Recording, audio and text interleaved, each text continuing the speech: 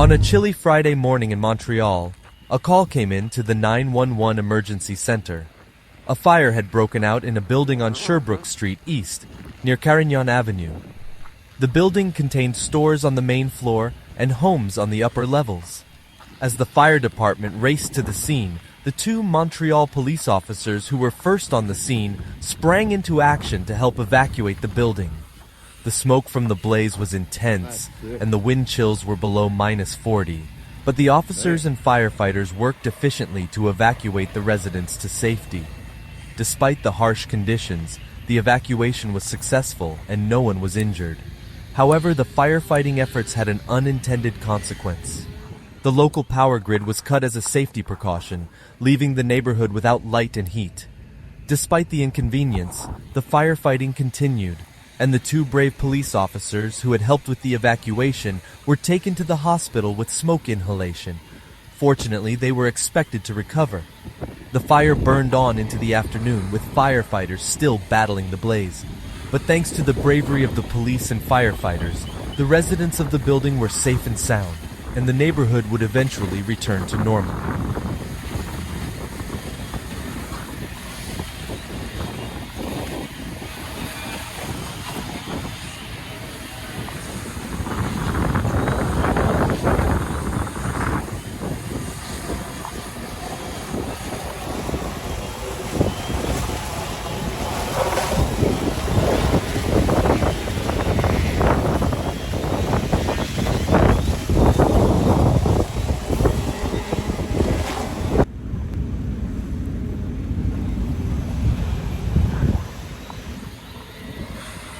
Sick.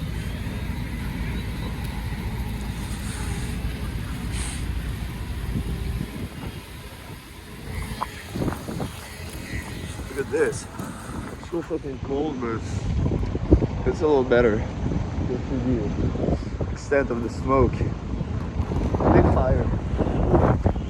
It's sick. Look at this. Happy morning. Look behind.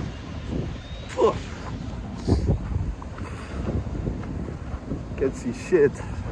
It's crazy. Wow. Even the sun, look at this. It's like super tough to see. Yeah. That's what's going on. Big fire. That's what it looks like after a little while. I was looking at the street, it's crazy.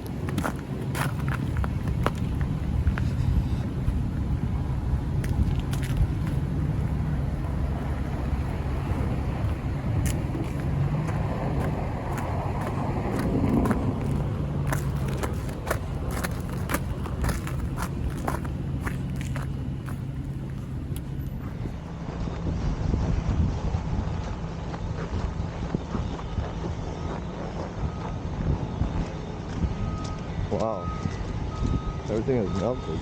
It's crazy. Look at this. He's stuck in water.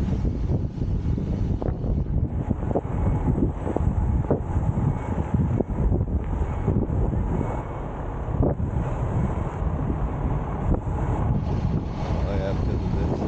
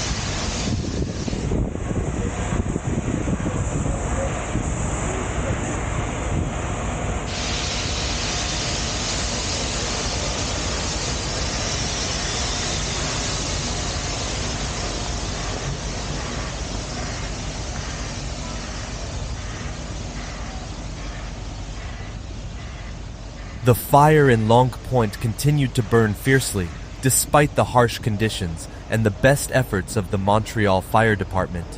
The smoke from the blaze was so thick that it was difficult for firefighters to see what they were doing, and the freezing temperatures made it hard for them to operate their equipment. But still, they fought on, determined to put out the fire and save the building. As the fire burned, the families who had been evacuated were taken in by the Red Cross. As CTV News reported, Helene Utras, one of the residents, recalls being led out of the building by firefighters through the cloud of smoke. She was grateful for their help and felt fortunate to be safe. Meanwhile, the 2 police officers who had helped with the evacuation were receiving medical attention. They had inhaled smoke during the chaos and were transported to the hospital as a precaution. Thankfully, they were expected to make a full recovery. The fire continued to burn through the day, and residents were advised to stay away from the area. Firefighter William Murray said that the extreme cold was making the situation even more challenging, but he and his fellow firefighters were determined to get the job done. By the end of the day, the fire was finally brought under control, but not before it had disrupted the lives of 20 families and injured 2 brave police officers. Despite the difficulties, however, the residents of Longue Pointe could take comfort in knowing that their community had come together in the face of adversity and that they would recover from this fire together.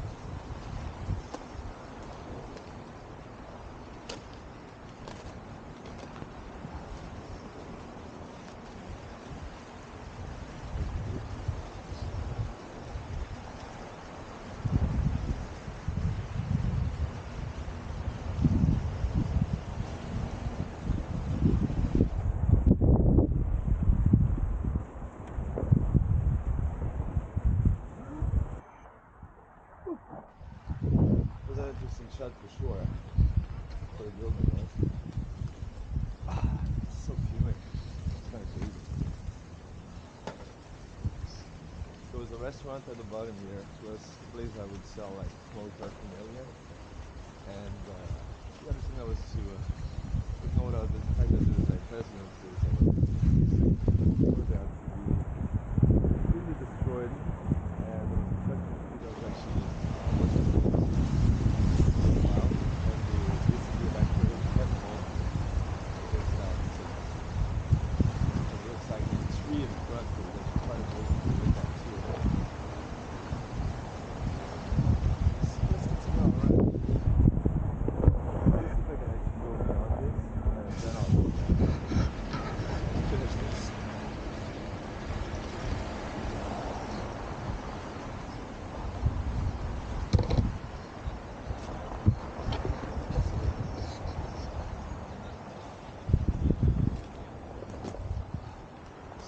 All of the electrical wiring. Yeah, so it's pretty tough for them, they were saying, and there's two cars already.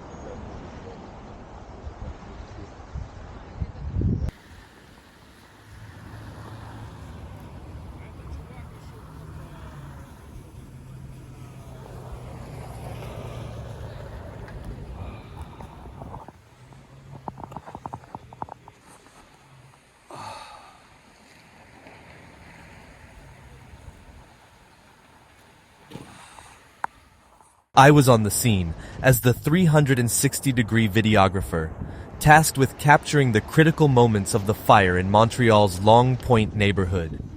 It was a cold and difficult day, with the wind chill dropping to below -40, but I was determined to get the best footage possible. As I set up my equipment, I felt the chill seep into my bones, and I had to regularly heat my hands to keep them from freezing. I was also mindful of my batteries and storage space, trying to get the most out of my gear in the challenging conditions. I was able to capture the bravery of the firefighters as they worked tirelessly to put out the flames. Despite the extreme cold and difficult conditions, they were determined to get the job done. I knew that they would be pleased to see the footage, as mainstream media wasn't offering much coverage of the event. The next day, as I returned to the scene, I was struck by the devastation that the fire had caused. Although much of the building had been destroyed, one phone booth remained standing, offering a unique and dramatic perspective on the scene. The air was still thick with smoke, and in some places the fire was still fuming from the previous day's blaze. As I filmed the aftermath of the fire, I was filled with a sense of awe and respect for the bravery of the firefighters and the resilience of the community. It was a difficult and challenging day, but I was grateful to have been there to capture these critical moments and to tell the story of the fire and the bravery of those who fought it.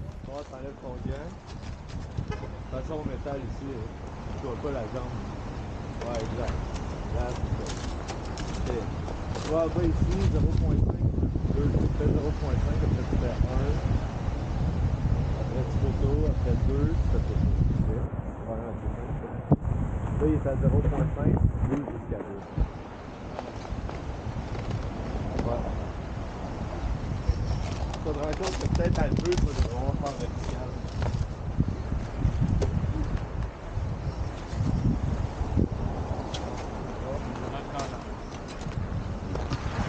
Ouais, mais quand tu veux, là, dès que tu vois que tu la bonne position. Avec le stick. Alors, prends la photo.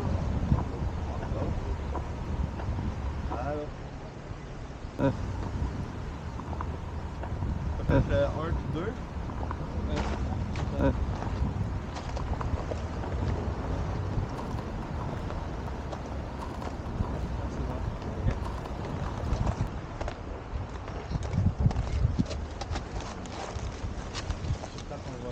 Ouais, vraiment fort. Plus. Octobre, hein? Je travaille juste ici, mais. Ouais. Comme c'est arrivé hier. Ah ouais, c'est octobre, hein? Ouais. Et en plus, c'est parti d'un petit truc, c'est comme la chope à sushi là qui a pris. Ben oui, puis il y avait aussi le Cigaromanie là qui n'a pas résisté. Là. Ouais. Imagine, man.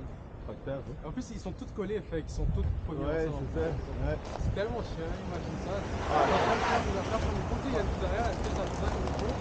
On a tout un coup de truc. Ouais, c'est la business ici, puis elle vient d'être comme ça, c'est pas. Mais c'est là qu'on a quand même fermé hier. Mais nous, on est ouvert. Oublie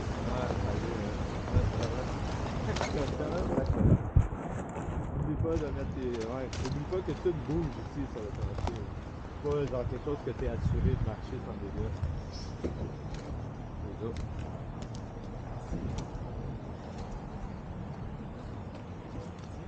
Ouais, continue. Fais juste attention parce que les fils électriques, ça glisse.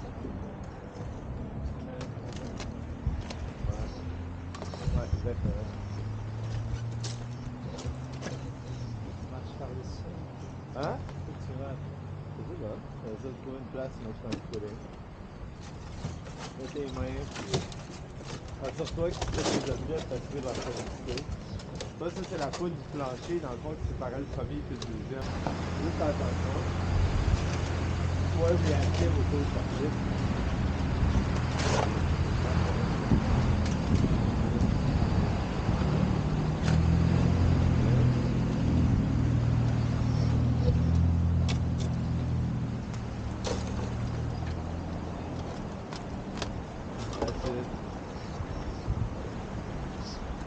Là,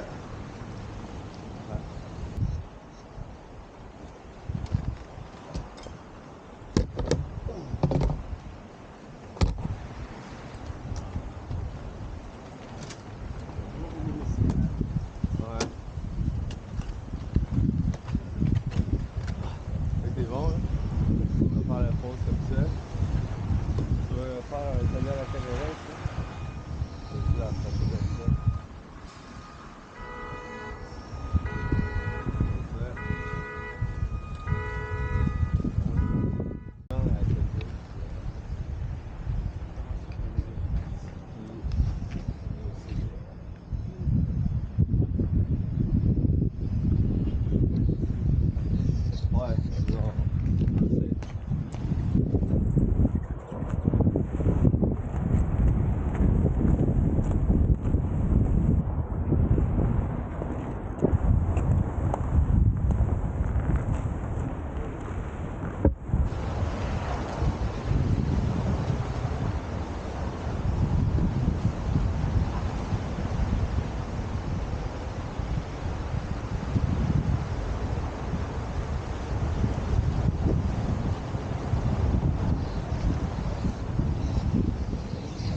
Fais attention au fil électrique, ça.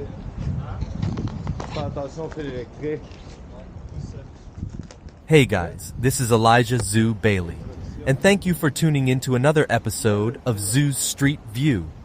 If you enjoyed this video, make sure to smash that like button and hit that subscribe button. We've got a lot more exciting content coming your way, and I don't want you to miss out on any of it. And if you know someone who might appreciate these epic shots, make sure to share this video with them. Thanks again for watching, and I'll see you in the next episode of Zoo's Street View. Yeah, 360 camera. Yeah.